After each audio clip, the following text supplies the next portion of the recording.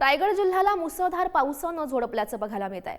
महाड, पोलादपूर, माणगाव, श्रीवर्धन, म्हसळा तळामध्ये मुसळधार पाऊस बरसतोय आणि मुसळधार पावसामुळे रायगडमधील 6 तालुक्यातील शाळांना महाविद्यालयांना सुट्टी जाहीर झाली आहे। मुसळधार पावसामुळे शाळा आणि महाविद्यालय बंद ठेवण्याचा जिल्हाधिकाऱ्यांनी निर्णय घेतल्याचं सुद्धा आपण बघू शकतोय।